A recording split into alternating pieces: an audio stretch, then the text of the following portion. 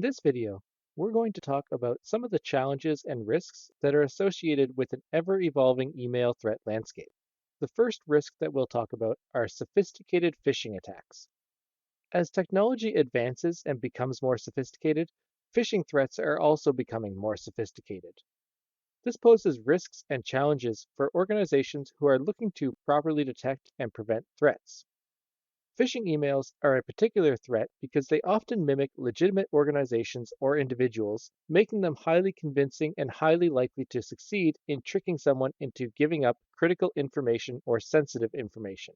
And the general trend with phishing attacks is that cybercriminals are becoming better and better at making themselves look legitimate. They are increasingly becoming more proficient in their social engineering techniques and are progressively gaining a better understanding as to what works with a phishing attack and what does not work. And in this way, they have been refining their phishing attacks to be much more targeted and much more successful. This means that in terms of risks, we are going to be continuing to see phishing attacks in the future, and we need to be able to mitigate those attacks. And this represents a significant challenge as these attacks become more sophisticated. We can use some of the common characteristics of phishing emails in order to implement detection mechanisms and prevention mechanisms with our email security. Some of the common characteristics that we might see include misspellings in the title or body of the email, any attachments that might be accompanying the email, unusual requests or requests that specify an urgent time frame, and unknown senders, somebody who has never contacted us previously.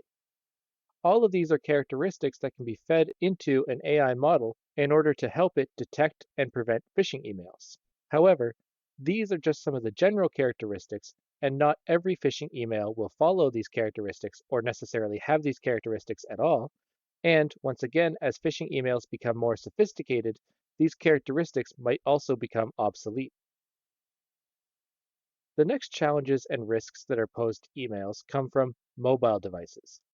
With mobile devices, it can be much more difficult to control who is accessing the emails and where those emails are being accessed from. With on-premise devices, you know that the email system will be accessed from a certain network in which you have full control over the permissions and access privileges. With a mobile device, your emails may be getting accessed from any potential network of which you do not have control over. And as such, you need to be worried about unauthorized access, data breaches, and other attacks to your email systems that could come as a result of being accessed from these insecure or unsafe networks. Also, with mobile devices, you have less control over what kind of applications or programs users install on those devices, which could potentially be harmful to those devices and also represent a risk to your email system. So some of the challenges that we face are securing these mobile devices and these bring your own device models in this dynamic landscape, and how do we reduce the risk associated with the use of these mobile devices. However it may happen, business email compromise, or BEC, is a significant risk to our email systems and our business as a whole. Sometimes aiming for this type of compromise by an attacker is referred to as whaling because it's targeting a very high value target, such as a CEO or the entire email system of a business. These attacks target businesses by impersonating key stakeholders or partners, and they use social engineering techniques to exploit the authority and trust inside the organization. So this may be through a phishing attack, or it may be through some other social engineering means. But however the social engineering is carried out, the end result is the compromise of a very significant email system. And at this point, a massive amount of damage has been done in terms of data breach, trust loss, integrity compromise, and business continuity. One of the most difficult threats to deal with are insider threats. The reason that insider threats are so difficult to deal with and so potentially damaging is that they have access to sensitive information and they are often authorized and able to work with that data. This means that they don't need to bypass any security controls or make use of any vulnerabilities within a system because they already have access to the data that a malicious actor would want. So insider threats can engage in fraudulent activities very easily, and they can conduct unauthorized activities with this data. And it's very difficult to deal with these insider threats because we need to give our employees or our workers access to the information they need in order to do their job properly. So at some point, we need to trust our employees or our insiders with a certain level of privilege. In order to prevent this risk and deal with this challenge, we have to have some sort of data integrity monitoring system and data theft and breach prevention mechanisms in place.